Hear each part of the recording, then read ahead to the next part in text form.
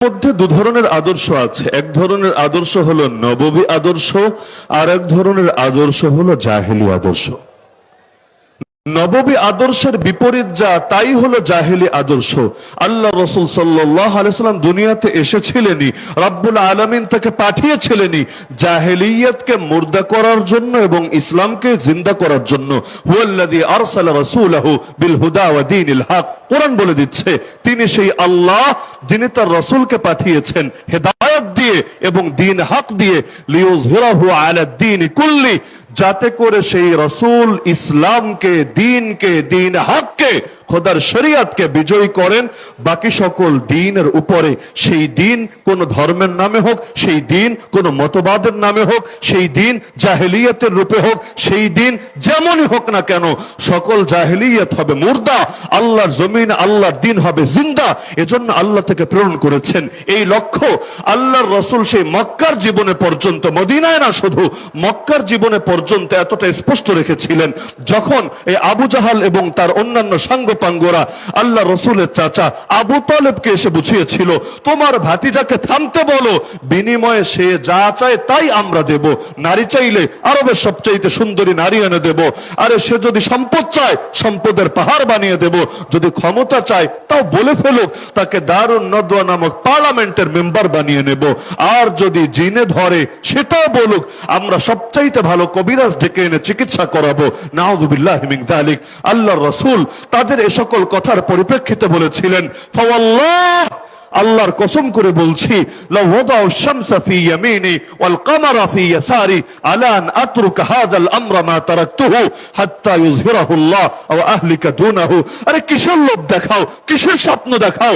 আমার ডান হাতে যদি আকাশে সূর্য এনে দাও, বাম হাতে যদি আকাশের চাঁদটাও এনে রাখো, তবুও তুই আদর্শ আমি ছাড়ব না, যতদিন না আল্লাহ তার জমিনে তার দ্বীনকে করবেন জিন্দা, অথবা আমি নবী হব মুর্দা, যেটাকে আমাদের ভাষায় সহজে আমরা বলি হয়তো শরীয়ত নয়তো শাহাদাত। আমাদের শেখুল হাদিস ইবনে শেখুল হাদিসও কারাগার থেকে বের হয়ে ঘরে ফেরার আগেই এই হুঙ্কারটাই ছুড়েছিল, হয়তো খেলাফত নয়তো শাহাদাত। আরে জীবনের কি দাম আছে যদি আমার জীবনের বিনিময়ে আল্লাহর জমিনে আল্লাহর দ্বীন জিন্দা করা না যেতে পারে? আবু বকর সিদ্দিক রাদিয়াল্লাহু আনহু যেভাবে গর্জে উঠেছিলেন, আয়ান কুসুদ্দিন ওয়া আনা হাই, আমি জিন্দা থাকতে ইসলামের মধ্যে এতটুকু ত্রুটি ঢুকবে এটা কিছুতেই মেনে নেওয়া যাবে না।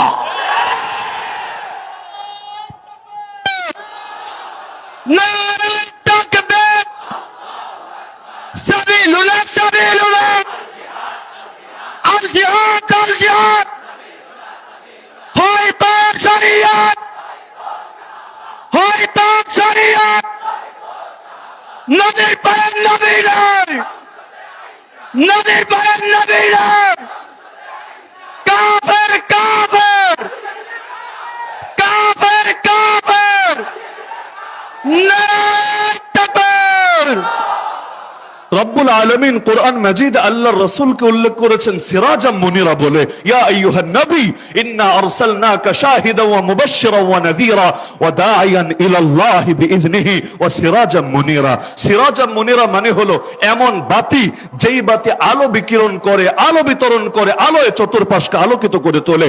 ইমাম ফখরুদ্দিন রাজি রাহমাতুল্লাহ আলাইহি তাফসীরে কাবীরের মধ্যে লিখেছেন, রব্বুল আলামিন তাকে তো চাইলে সূর্যও বলতে পারতেন, সূর্যের আলো বাতি আর প্রদীপের আলোর চাইতে বহুগুণ বেশি, কিন্তু রব তাকে সূর্য না বলে, চন্দ্র না বলে, তাকে বাতি বলে কেন উল্লেখ করলেন? তাও এমন বাতি যে শুধু আলো ধারণকারী না বরং আলো বিতরণকারী। তিনি এর কারণ বলেছেন, সূর্যের আলো অনেক বেশি, সন্দেহ নাই, কিন্তু সূর্যের আলো থেকে আমরা পৃথিবীর মধ্যে বাতি জ্বালাতে পারি না, আর ওই জামানা এটা কল্পনাও করা যেত না।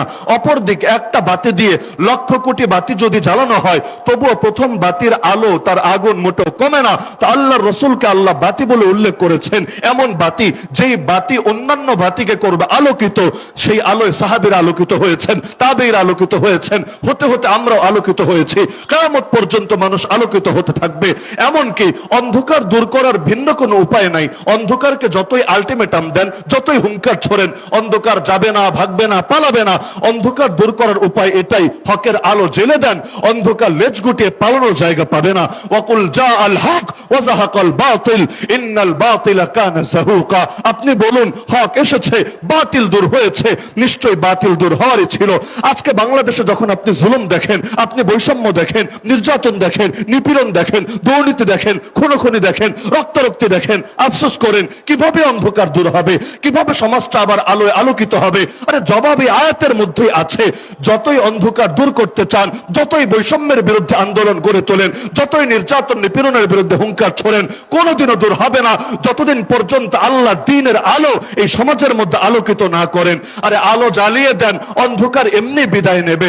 আলো জ্বালাবেন না, অন্ধকারকে ইনভাইট করতে হবে না, আপনা আপনি এসে শিকড় গাড়বে। সুতরাং বাংলাদেশকে যদি আলোয় আলোকিত করতে চান, পৃথিবীর প্রতিটা ইঞ্চি ইঞ্চি মাটিকে যদি আলোয় আলোকিত করতে চান, উপায় একটাই, রাস্তা একটাই, আল্লাহ নবীর শরীয়তকে, আল্লাহ নবীর আনিত দ্বীনকে, আল্লাহ নবীর খেলাফত, তার প্রতিনিধিত্বকে সমাজের মধ্যে বাস্তবায়ন করেন। ইনশাআল্লাহ এই আলো যখন জ্বলে উঠবে, বাতিল লেজ গুটিয়ে পালাতে বাধ্য হবেই হবে। নারায়ে তাকবীর, নারায়ে তাকবীর। ইসলামের শত্রুরা, বিশ্বনবীর শত্রুরা, উলামায়ে কেরামের শত্রুরা, শাপলার হাতিয়ার, শাপলার হাতিয়ার, বদরের হাতিয়ার। নারায়ে তাকবীর। ইসলামের প্রথম কাফেলা যখন হিজরত করে গিয়েছিল হাবাসায়, নাজাশির দেশ তথা ইথিওপিয়ায়, যাওয়ার পরে পেছনে পেছনে মক্কার কুরাইশও তাদের একদল নেতাকে, প্রতিনিধিকে পাঠিয়ে দিল, যাও এদেরকে ফিরিয়ে আনো দেশে। তারা গিয়ে নাজাশিকে বলতে শুরু করলো, বাদশাহ এরা জঙ্গি, এরা উগ্রবাদী, এরা মৌলবাদী, এরা টেরোরিস্ট, আমাদের দেশ তো বরবাদ করেছেই, এখন আপনাদের দেশে আশ্রয় দিলে এটাও বরবাদ করবে, এদেরকে ফিরিয়ে দেন, আমাদের হাতে আইনের শাসন নিশ্চিত করব, আমরা জঙ্গিবাদের বিরুদ্ধে দুর্বার আন্দোলন গড়ে তুলব, ওয়ার অন টেরর পরিচালনা করব। তারা ভেবেছে নাজাশিকে বললে নাজাশির মন তো গলেই যাবে, কিন্তু তারা জানে না রূপকথা শুনিয়ে আর কল্পকাহিনী বলেই সবসময় সবাইকে গিলানো যায় না। আরে দেশ স্বাধীন হয়েছে তাতে কি, গতকাল পর্যন্ত দেখা গেল যে নতুন করে আবার সেই জঙ্গি নাটকের সূচনা করেছিল, দুইজনকে ধরে দাবি করেছে আবার দুইজন জঙ্গি পাওয়া গিয়েছে।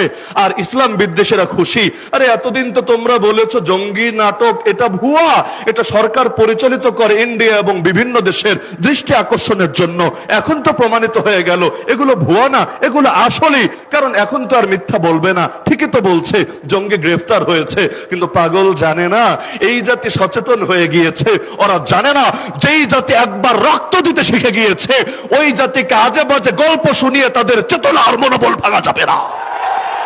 যার কারণে গোটা জাতি যখন গর্জে উঠেছে, আরে কিসের জঙ্গি নাটক দেখাচ্ছ, আমাদেরকে প্রমাণ দিতে হবে।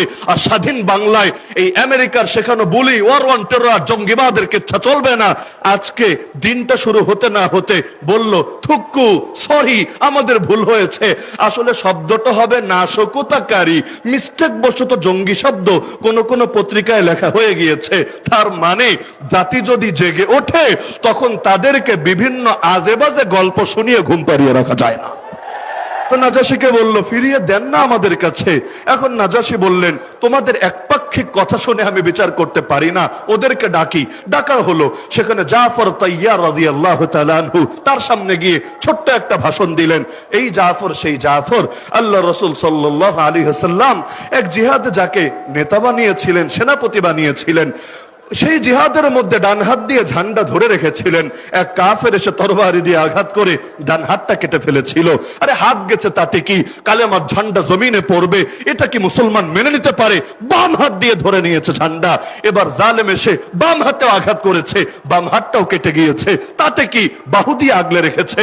আর অবশেষে যখন চূড়ান্ত আঘাত হয়েছে, আল্লাহর বান্দা জান কোরবান করেছে, কিন্তু শেষ মুহূর্ত পর্যন্ত চেষ্টা চালিয়েছে নিজের যত কষ্ট হোক যে কোনো মূল্যে কালেমার পতাকা, ইসলামের পতাকা, আল্লাহ নবীর দেওয়া ঝান্ডা সমুন্নত রাখবেই রাখবে। এই সংবাদ দুনিয়ার কেউ দেওয়া লাগলো না, জিবরিল আমিন এসে আল্লাহ রাসূল সাল্লাল্লাহু আলাইহি ওয়াসাল্লামকে দিয়ে দিলেন। আল্লাহ রাসূল মদিনার সাহাবীদেরকে মদিনার মসজিদে একত্রিত করে সংবাদ শোনালেন। তার চোখ থেকে পানি ঝরছিল।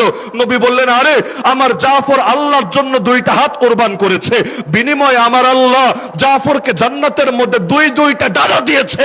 আমি দেখেছি আমার জাফর সেই ডানা মেলে জান্নাতে উড়ে বেড়াচ্ছে। এজন্য নামের অংশই হয়ে গিয়েছে তৈয়ার। তৈয়ার মানে যিনি উড়ে বেড়ান। তো জাফর তৈয়ার রাদিয়াল্লাহু আনহু বাদশার সামনে গিয়ে বললেন, আইয়ুহাল মালিক, হে বাদশা, কুন্না কওমান আহলা জাহিলিয়া, আমরা ছিলাম সেই জাতি যারা ছিলাম জাহেলিয়াতের ধ্বজাধারী, জাহেলিয়াতে লিপ্ত। নাবুদুল আসনাম, আমরা মূর্তির পূজা করতাম। আরব জাতি বহু রকম মূর্তির পূজা করত, কখনো পাথরের মূর্তির, কখনো মাটির মূর্তির, এমনকি ইতিহাস বলে কখনো খেজুরের তৈরি মূর্তির। মূর্তি বানাতো খেজুর দিয়ে, ক্ষুধা লাগলে আবার সেটাকে খেয়ে ফেলতে আচ্ছা রকম করে, আবার প্রয়োজন পড়লে বানিয়ে নিত খেজুর দিয়ে। আমাদের দেশে যেমন আইন যখন মনে চায় নিজেরা বানিয়ে নেয়, এই আইন দিয়ে হুজুর দমানো যাবে, এই আইন দিয়ে ইসলামপন্থীদেরকে বরবাদ করা যাবে। আবার যখন আইন গিয়ে নিজের দলের কারো গায়ে পড়ে, আস্তে করে আইনটারে গিলে খেয়ে নতুন আইন আবার প্রসব করে। তো নাবুদুল আসনাম, আমরা মূর্তি পূজা করতাম। ওয়ানাকুলুল মাইতা, মৃত প্রাণীর গোশত ভক্ষণ করতাম। ওয়ানাতিল ফাওয়াহিশ, আমরা অশ্লীল কাজে লিপ্ত হতাম। ওয়ানাকতাউল আরহাম, আমরা আত্মীয়তার বন্ধন ছিন্ন করতাম। ওয়ানুসিউল জিওয়ার, আমরা প্রতিবেশিত্বের ব্যাপারে খারাপ মন্দ আচরণ করতাম। শুধু তাই না, ওয়ায়াকুলুল কাওয়িয়্যু মিন্না আদ-দাঈফ, আমাদের মধ্যে যারা শক্তিশালী তারা দুর্বলদেরকে খেয়ে ফেলতো। পুরোই বাঙালি জাতির মতো অবস্থা আর কি, মাছে ভাতে বাঙালি, বড় মাছ খেয়ে নেয় ছোট মাছকে। যে যত শক্তিশালী হয় দুর্বলের উপর এসে বল খাটিয়ে নিজের বীরত্ব জাহির করে। এই দেশের মধ্যে দেখবেন যতদিন দুর্বল, হায় রে দেশপ্রেম, হায় রে মুক্তিযুদ্ধের চেতনা, হায় রে স্বজন হারানোর বেদনা, ডায়লগ আর ডায়লগের শেষ নাই। কিন্তু যেই মাত্র ক্ষমতার গদিতে এসে বসে, তখন আর ডায়লগ মনে থাকে না, বলি মনে থাকে না। আর সবচাইতে বড় আফসোস লাগে, আরে হাতি হয়ে লাগতে আসে পিঁপড়ার লগে, অস্ত্র আছে, বাহিনী আছে, দলীয় গুন্ডা আছে, সব আছে, আর এসে আলেম ওলামার সঙ্গে টক্কর লাগিয়ে নিজেদের বীরত্ব জাহির করার চেষ্টা করে। পাগলরা ভাবে এই হুজুরদেরকে জেলে ভরে রাখলেই মনে হয় আগামী বাংলাদেশে শান্তিতে দেশ পরিচালনা করা যাবে। কিন্তু আমার দিল সাক্ষ্য দেয়, আমার কাছে দলিল নাই, আমার দিল সাক্ষ্য দেয় 2001-এ যে হলুদ কার্ড খেয়েছে আর 2024-এ এসে যে লাল কার্ড খেয়ে পালাতে বাধ্য হয়েছে, আমার দিল সাক্ষ্য দেয় উলামায়ে উম্মতের শানে, উম্মতের শানে বেয়াদবি করার কারণেই ফল হয়েছে। 2000 আর 1999-তে শেখুল হাদিস সাহেব, মুফতি আমিন সাহেব রাহমাতুল্লাহ আলাইহি, ওনাদের সাথে যে বেয়াদবি করেছে, এর কারণে রব প্রথমে হলুদ কার্ড দেখিয়ে বুঝিয়েছে এখনো সময় আছে, মাথা ঠান্ডা কর, এখনো সময় আছে, ভন্ডামি আর বেয়াদবি ছাড়। কিন্তু হলুদ কার্ডে কাজ হয় নাই, আবার বেয়াদবি শুরু করেছে। 21 সালে এসে 1400 জনের বেশি একসঙ্গে নিয়ে জেলে ভরেছে। ভেবেছে ওদের সাথে কে আছে, কে ওদেরকে রক্ষা করবে। আল্লাহর কসম, যে 1 বছর কাশিমপুরে ছিলাম, আরে গভীর রাতে যখন এই মুরব্বি আলেমদেরকে বলতে শুনতাম, কখনো 3টা, কখনো 3:30, কখনো 4টা, হঠাৎ করে চিৎকার শুনতাম, তাহাজ্জুদ শেষে মোনাজাতে বসে বলছে আল্লাহ। আরে এমন একটা গভীর আওয়াজ বের হতো, দিল সাক্ষ্য দিত এই বদদুয়া যার গায়ে লেগেছে, আরে ওর পতন হবেই হবে। নারে তাকবীর, নারে তাকবীর, সাবিলুনা সাবিলুনা, আল জিহাদ আল জিহাদ, নারে তাকবীর। আরে তোমরা ভেবেছো কি এই দিন আর কোরআন হেফাজতের দায়িত্ব আমরা নেই নাই? হেফাজতের দায়িত্ব নিয়েছেন স্বয়ং আল্লাহ। ইন্না নাহনু নাযালনা যিকরা ওয়া ইন্না লাহু লাহাফিজুন। আর আল্লাহ হেফাজত করবেন কিভাবে? মাধ্যম তো বহুত আছে, কিন্তু আল্লাহ সর্বপ্রধান মাধ্যম বানিয়েছেন বান্দার সিনাকে। তার মানে আল্লাহ কোরআন হেফাজত করবেন কোরআন ওয়ালাদেরকে হেফাজত করার মাধ্যমে।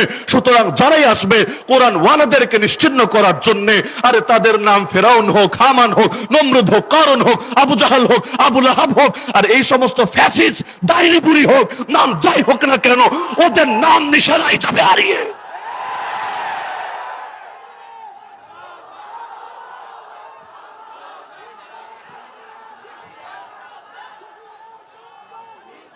তো জাফর রাদিয়াল্লাহু আনহু বলেন, ফাকুন্না আলা যালিক, আমরা এভাবে জাহেলিয়াতের উপর ছিলাম, হাত্তা বাআসাল্লাহু রাসূলাম মিন্না, এমত অবস্থায় আল্লাহ আমাদের ভেতর থেকে একজনকে রাসূল বানিয়ে পাঠালেন। ফাদানা ইলাল্লাহি আযজা ওয়া জাল, তিনি আমাদেরকে মহামহিম আল্লাহর দিকে দাওয়াত দিলেন। লিনওয়াহিদাহু ওয়া না'বুদা, যেন তার একত্ববাদের ঘোষণা দেই, যেন একমাত্র তারই ইবাদত করি। ওয়া নাখলা মা কুন্না না'বুদু নাহনু ওয়া আবাউনা মিন দুনিল্লাহি মিনাল হিজারাতি ওয়াল আওসান, সে আল্লাহকে বাদ দিয়ে যত পাথর অথবা যত প্রতিমার পূজা করতাম, এই সব কিছু যেন পরিহার করি। করি ওয়া আমারানা, তিনি আদেশ করেছেন বিসিদকিল হাদিস, যেন সত্য বলি, ওয়া আদাইল আমানা, আমানত আদায় করি, ওয়া সিলাতির রাহিম, আত্মীয়তার বন্ধন রক্ষা করি, ওয়া হুসনিল জিওয়ার, প্রতিবেশীত্বের সঙ্গে উত্তম আচরণ করি, ওয়াল কাফি আনিল মাহারিম ওয়াদ দিমা, হারাম থেকে বিরত থাকি, রক্তপাত থেকে বিরত থাকি, ওয়া নাহানা, তিনি আমাদেরকে নিষেধ করেছেন আনিল ফাওয়াহিশ, যেন অশ্লীলতা ছেড়ে দেই, ওয়া শাহাদাতি জুর, মিথ্যা সাক্ষ্য দেওয়া বাদ দিয়ে দেই, ওয়া আকলি মালিল ইয়াতীম, ইয়াতীমের সম্পদ আত্মসাৎ আর না করি, ওয়া কাসফিল মুহসানা, সতীসাধী নারীদেরকে জিনার অপবাদ আর না দেই, ওয়া আমারানা, তিনি আরো আদেশ করেছেন আন নাবুদাল্লাহ, এক আল্লাহর ইবাদত করব, লা নুশরিকু বিহি শাইআ, তার সঙ্গে যেন কোনো কিছুকে শিরিক শরীক না করি, ওয়া ইকামাস সালাহ, সালাত কায়েম করি, ওয়া ইতাআজ যাকাত, যাকাত আদায় করি। ক্বালাত ফাআদ্দাদা আলাইহি উমুরুল ইসলাম, এভাবে একটা একটা করে ইসলামের বিধানগুলো তুলে ধরলেন। সব শুনে নাজাশী বললেন, নেতাজিরা তোমরা তোমাদের পথ দেখো, আমি এই মুসলমানদেরকে কিছুতেই তোমাদের হাতে তুলে দেব না। তাহলে আল্লাহ রসুল এসেছিলেন সিরাজা মুনিরা হয়ে, এমন আলো যে আলোয় গোটা পৃথিবী আলোকিত হয়ে উঠবে। সুতরাং এই অন্ধকার জামানায় নব্য জাহেলিয়াতের মধ্যেও পৃথিবীর বুকে আলো জ্বালাতে চাইলে আল্লাহ রসুলের সিরাত বাদ দিয়ে, আল্লাহ রসুলের নববী আদর্শ বাদ দিয়ে ভিন্ন কোন তরিকায় সফলতা অতীতেও আসে নাই, আজও আসবে না, কোনোদিন আসা সম্ভব না। সুতরাং আল্লাহ রসুলের প্রতিটা শিক্ষাই আমাদের কাছে আমানত, আমাদের জান যেতে পারে কিন্তু রক্ত দিয়ে হলেও আল্লাহর নবীর কোন আমানতকে কিছুতেই নষ্ট হতে দেব না। আল্লাহ নবী যে ইসলাম আমাদের কাছে দিয়েছেন, সেই ইসলামে নামাজও আছে, রোজাও আছে, হজও আছে, যাকাতও আছে, ইলমও আছে, আত্মশুদ্ধিও আছে, দাওয়াতও আছে, সবই আছে। পাশাপাশি জিহাদও আছে, খেলাফতও আছে, কাফের মুশরিকদের দাঁত ভাঙা জবাব দেওয়ার শিক্ষাও আছে। সুতরাং এই পুরো কোরআনই তো আমানত, নবীর পুরো আদর্শই তো আমানত। তো এখন নামাজের কথা বললে ভালো বলবা, রোজার কথা বললে ভালো বলবা, ইলমের দাওয়াত দিলে ভালো বলবা, আর আত্মশুদ্ধির কথা বললে ভালো বলবা, আর জিহাদের কথা বললে জঙ্গি বলবা, খেলাফতের কথা বললে উগ্রবাদী বলবা। আল্লাহর কসম, তোদের চোখে যদি জিহাদ উগ্রবাদ হয়, তোদের চোখে যদি খেলাফত সাম্প্রদায়িকতা হয়, তোদের চোখে যদি আল্লাহ নবীর আদর্শ টেররিজম হয়, আল্লাহর কসম, আল্লাহর কসম, আল্লাহর কসম, তোদের সব গালি মাথা পেতে নিতে রাজি আছি। যেই গালি মনে চায় সেই গালিতে, কিন্তু আমরা কোনো কিছুর বিনিময়ে নবীর কোন আদর্শ ছাড়তে রাজি না।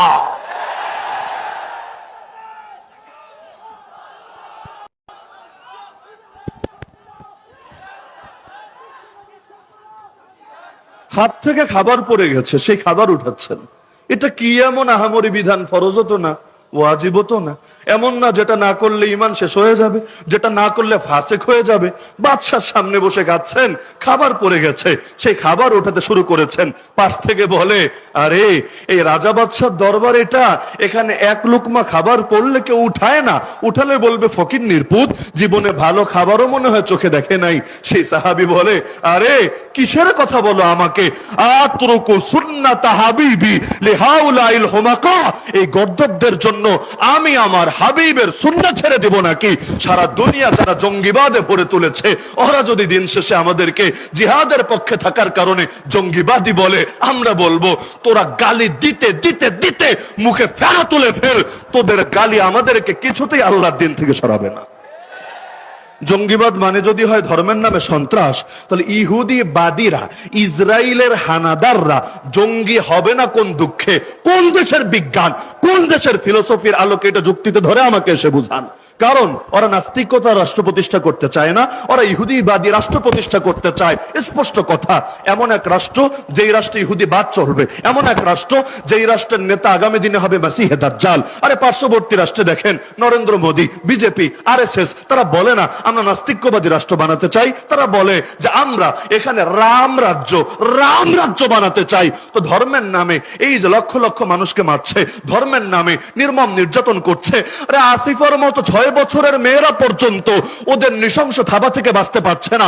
মন্দিরের ভেতর ঢুকিয়ে দিনের পর দিন গণধর্ষণ করে করে, খাবারও না দিয়ে, এক পর্যায়ে পাথর দিয়ে মাথা থেতলে ফেলে জানে মেরে ফেলছে। বলতে পারেন বিচ্ছিন্ন ঘটনা 2-4 জন করেছে, তাতে কি? আরে বিচ্ছিন্ন ঘটনা মানতাম, কিন্তু যখন পত্র পত্রিকায় দেখি ওই বছর যতগুলো পর্ন সাইট আছে, পর্ন সাইট ওই ব্লু ফিল্মের জগতে সবচাইতে বেশি সার্চ হয়েছে, এটা দেখার জন্য যে কিভাবে কোন পন্থায় কোন তরিকায় আসিফাকে রেপ করা হয়েছে এটা দেখতে চায়।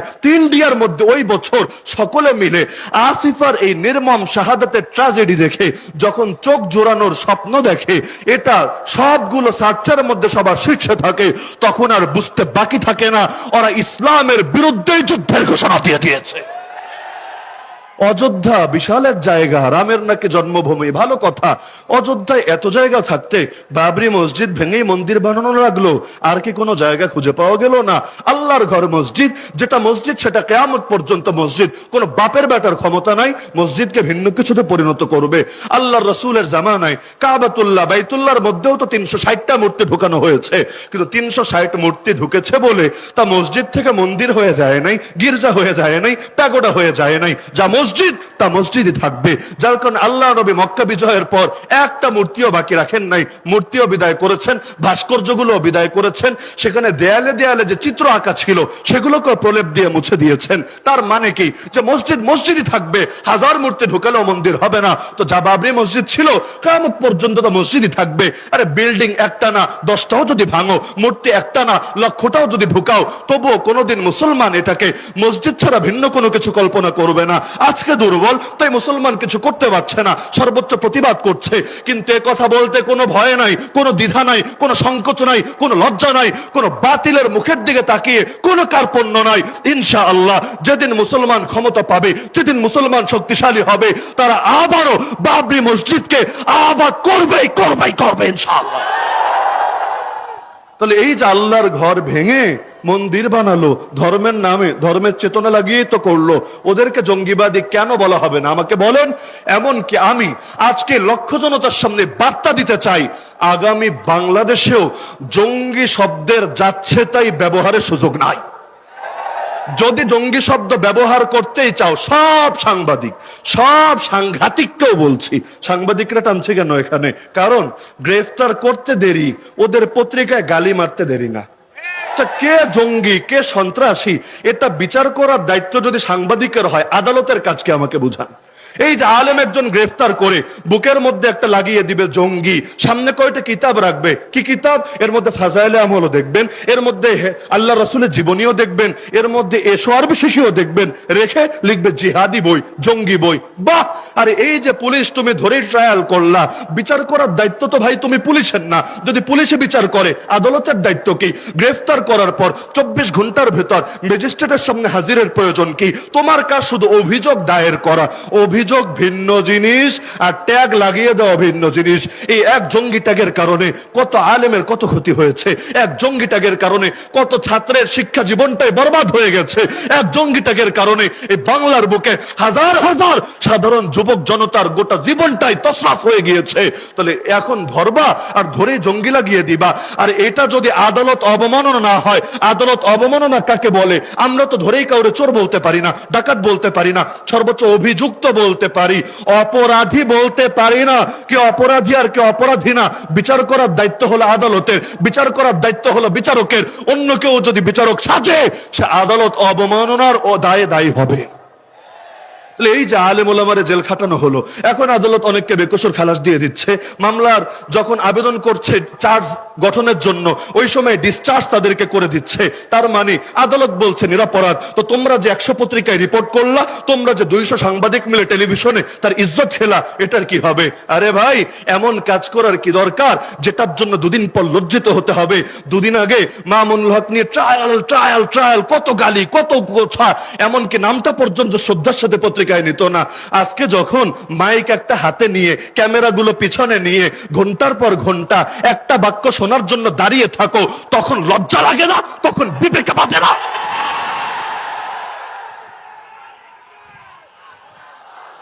আরে ভেবেছেটা কি? আরে বাংলাই তো বলে এই দিন দিন নয়, আরো দিন আছে। আজকে ইসলামপন্থীরা দুর্বল, তাতে কি?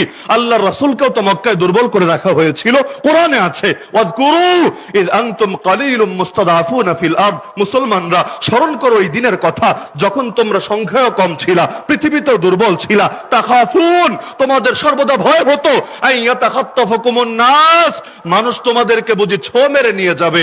কখন এসে কালো একটা মাইক্রো থামবে, কখন এসে সাদা একটা হাইয়েস্ট থামবে, এসে রাস্তা থেকে খপ করে ঢুকিয়ে নিয়ে যাবে, নিয়ে 5 দিন খবর নাই, 10 দিন খবর নাই, 6 মাস খবর নাই, তারপর বাসায় একটা ঢুকিয়ে বলবে জঙ্গি পাওয়া গিয়েছে। বাহ বাহ, কি আজীব একটা তামাশা। তাহলে এই বাংলার জমিনে আগামীতে যদি জঙ্গি শব্দ ব্যবহার করার এসকো জাগে, খাহেশ জাগে, আমি লক্ষ জনতার সামনে ঘোষণা দিচ্ছি, তোমাদেরকে এই লাইনও সততার পরিচয় দিতে হবে। সততা মানে কি? যদি বলো ধর্মের নামে, আদর্শের নামে সন্ত্রাস করলে সেটাকে জঙ্গিবাদ বলে, তাহলে নাস্তিক যে কয়টা আছে, নাস্তিক্যবাদের নামে যারা সন্ত্রাস করে, যারা গালিগালাজ করে, যারা আমার প্রিয় নবীকে নিয়ে কটূক্তি করে, এমনকি যারা ভিন্ন ধর্মের লোক, ধর্মের নাম আমি টানতে যাচ্ছি না, ওরা যত রাহাজানি করে, ওরা যত অগ্নি সন্ত্রাস করে, ওরা যত খুনোখুনি করে, এগুলোকেও জঙ্গিবাদ বলে চালাতে হবে। ওদেরকে গ্রেফতার করেও জঙ্গি নামে আখ্যায়িত করতে হবে। আর যদি দেখি খালি দাড়ি টুপিওয়ালা, আর যদি দেখি খালি মাদ্রাসা পড়নেওয়ালা, আর যদি দেখি খালি আলেমা ছাত্র জনতার সামনে জঙ্গি শব্দ ব্যবহার করা হয়, ইনশাআল্লাহ সুম্মা ইনশাআল্লাহ এই জাতি তোমাদেরকে এমন ভাবে রুখে দেবে, তোমরা হেলিকপ্টারে করেও পালাতে পারবে না। আরে তোমাদেরকে নির্মম ভাবে উচ্চিত হতে হবে। তাহলে আল্লাহর রাসূল সাল্লাল্লাহু আলাইহি ওয়াসাল্লাম আমাদেরকে এক আদর্শ দিয়ে গিয়েছেন। আমাদের কাজ জাস্ট নবীর আদর্শ হুবহু অনুসরণ করা, যুক্তির পেছনে, অন্ধত্বের পেছনে না ছোটা। যুক্তির পেছনে তো ইবলিস ছুটেছিল। আল্লাহ বললেন সেজদা দে, ইবলিস বলল সেজদা দিব না। কেন দিবি না? আনা খায়রুম মিন, আমি হলাম উত্তম, নবী হলো অধম। বাহ, সাহসটা কত বড়! আমি হলাম উত্তম, নবী হলো অধম। কেন? খালাকতানি মিন নার ওয়া খালাকতাহু মিন তিন, আমাকে সৃষ্টি করেছো আগুন থেকে, তাকে সৃষ্টি করেছো মাটি থেকে। আজকের যুগে কিছু মানুষ মাদ্রাসায় পড়ে নাই, জেনারেল লাইনে পড়েছে, মাওলানা মুফতি হতে পারে নাই, বড় ডক্টর, বড় বুদ্ধিজীবী, বড় কিছু হয়ে গিয়েছে। এখন যদি বলা হয় আলেমের পরামর্শ শোনো, বলে আলেম দিয়ে কি হবে? নাহনু খায়রুম মিনহুম, আমরা তাদের চাইতে উত্তম। ওদের সুরে আর ইবলিসের সুরে কি পার্থক্য থাকে? যত বড় বিদ্বান হও, যত বড় শিক্ষিত হও, যত বড় জ্ঞানী গুণী হও, আরে আলেম তথা নবীর ওয়ারিসদের থেকে কোরআন সুন্নাহর আলোকে যদি তুমি সিদ্ধান্ত গ্রহণ না করো, পরামর্শ গ্রহণ না করো, তুমি ব্যর্থ হবাই হবা, ব্যর্থ হবাই হবা। কারণ রহমত আল্লাহর হাতে, বরকত আল্লাহর হাতে, নুসরাত আল্লাহর হাতে, শান্তি আল্লাহর হাতে, মুক্তি আল্লাহর হাতে, হায়াত আল্লাহর হাতে, মউত আল্লাহর হাতে। সবই যখন আল্লাহর হাতে, বাতিলের দালালিতে জীবন চলবে কোন দুঃখে? আমেরিকার হাতে শান্তি নাই, জাতিসংঘের হাতে বরকত নাই, চীনের হাতে মুক্তি নাই, ইন্ডিয়ার হাতে কোনো কিছু নাই। সব কিছু আছে একজনের হাতে, নাম তার আল্লাহ। আর সেই আল্লাহকে নারাজ করে কেউ কখনো ভালো থাকতে পারে না, আর সেই আল্লাহকে রাজি করে কেউ কখনো খারাপ থাকে না। হ্যাঁ, বলবেন আল্লাহকে নারাজ করে কতজন ভালো থাকে, কতজন কত সুখে শান্তিতে থাকে? হ্যাঁ থাকে। আল্লাহ যখন সাময়িক ঢিল দিয়ে থাকে, যখন আল্লাহ ধরে, ইঁদুরের গর্তে গিয়েও পালানোর জায়গা খুঁজে পায় না। দেখেন না, দেশের বর্ডার ক্রস করে আর এক দেশের মধ্যে ঢুকে কলাপাতায় আরামে শুয়ে থেকেও নিস্তার হয় না, পাবলিক সেখান থেকে এনে পর্যন্ত এমন মারা মারে, জনমের তরে জিনিসপাতি নাকি পর্যন্ত ফাটিয়ে ছাড়ে। তাহলে এটা আবার কেমন ভালো থাকা, এটা আবার কেমন ইজ্জত থাকা? আমরা জেলে থেকেছি, কষ্ট করেছি, কত সত্য।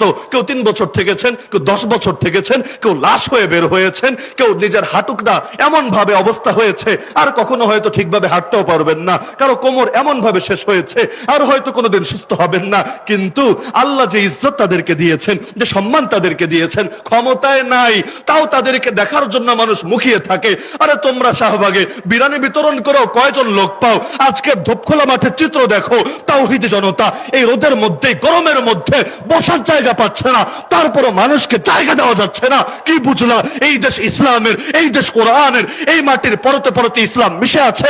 জুলুম করে, হামলা করে, মামলা দিয়ে তোমরা এই জমিন থেকে কখনোই ইসলামকে নিশ্চিহ্ন করতে পারবে না।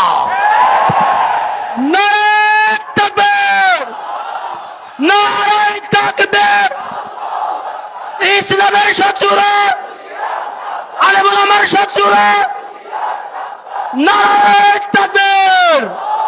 সুতরাং আমরা নির্ভয়ে বলতে পারি, আগামীর বাংলাদেশ ইসলামের বাংলাদেশ, আগামীর বাংলাদেশ কোরআনের বাংলাদেশ, ইসলামের হেফাজতের দায়িত্ব নিয়েছেন আল্লাহ।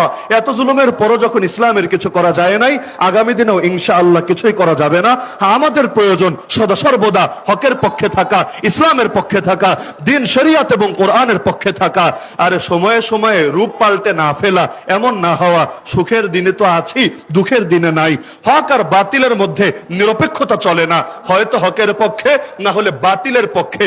মাঝামাঝি হতে যায়ও না, ঘোরাও না, গাধাও না, এটা আবার কোন হালুয়া। তো মাঝামাঝি হতে যেও না। কিছু লোক এখন নতুন করে এসে, এটা বলে আমি আলোচনার ইতি টানছি, হযরত চলে এসেছেন। কিছু লোক এখন নতুন করে এসে ধর্মনিরপেক্ষতার স্লোগান উচ্চকিত করতে শুরু করেছে।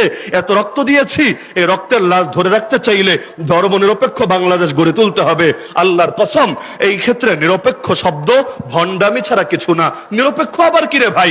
হয়তো রহমানের পক্ষে, না হলে শয়তানের পক্ষে, হয়তো হকের পক্ষে, না হলে বাতিলের পক্ষে, হয়তো আলোর পক্ষে, না হলে অন্ধকারের পক্ষে। যারা বলে আমরা নিরপেক্ষ, তারা মূলত মুনাফিকদের মতো, যারা যারা ভেতরে ভেতরে শয়তানের পক্ষই লালন করে। তবে বলার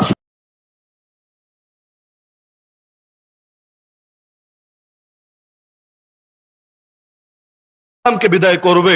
এখন নতুন করে আর এক কবি বলতে শুরু করেছে, না আমি বলি ফরহাদ মজহার, রাষ্ট্রধর্ম ইসলাম দিয়ে কি হবে? রাষ্ট্র কি নামাজ পড়ে? রাষ্ট্র কি কোরআন পড়ে? আরে অদ্ভুত ব্যাপার। রাষ্ট্র ভাষা দিয়ে কি হবে তাহলে? রাষ্ট্রের কি মুখ আছে? রাষ্ট্রের কি জিহ্বা আছে? রাষ্ট্র কি কথা বলতে পারে? বলবে না। রাষ্ট্রভাষার কাজ হলো অফিস আদালতে কাজে লাগে। বলবো রাষ্ট্রধর্মের কাজ কি তাহলে বোঝো না? রাষ্ট্রধর্মের কাজ পার্লামেন্টে, বিচারালয়ে, আইন কানুনের ক্ষেত্রে, বিচার, আচার, অর্থনীতি, সভ্যতা, সংস্কৃতি, রাজনীতি, ব্যক্তি জীবন, পরিবার, সমাজ, রাষ্ট্র, সব ক্ষেত্রে কাজে লাগে। তো রাষ্ট্রভাষার গুরুত্ব যদি বোঝো, রাষ্ট্র ধর্মের গুরুত্ব যদি না বোঝো, আমাদের আর বুঝতে বাকি থাকে না। তোমরা নতুন দেশে পুরনো সুররে এনে হাজির করেছো, আর নতুন কাপড় পরিয়ে পুরনো বউরে এনে হাজির করেছো। তোমরা শরবতের পেয়ালার মধ্যে মদ ফেলে দিয়েছো। সুতরাং অতীতে যেমন এই জাতি অন্যায় সয়ে নেয় নাই, আগামীতেও নিবে না। আমরা হকের পক্ষে আছি, হকের জন্য লড়াই করছি। ইনশাআল্লাহ আমাদের মৃত্যু হবে হকের জন্য। রবের কাছে দোয়া করব এটা, রব হকের পক্ষে থাকতে গিয়ে, হকের পথে চলতে গিয়ে শাহাদাত যেন নসিব হয় এই কপালে। এই তৌফিক তুমি আমাদেরকে দিও। গালি দিয়ে লাভ নাই, নতুন হামলা মামলা করেও লাভ নাই। হয়তো হয়তো শরিয়াত, নয়তো শাহাদাত, হয়তো খেলাফত, নয়তো শাহাদাত। এর আগে আমরা থামবো না। نصر من الله وفتح قريب وبشر المؤمنين وما علينا إلا البلاغ المبين. السلام عليكم ورحمة الله وبركاته. ما شاء الله.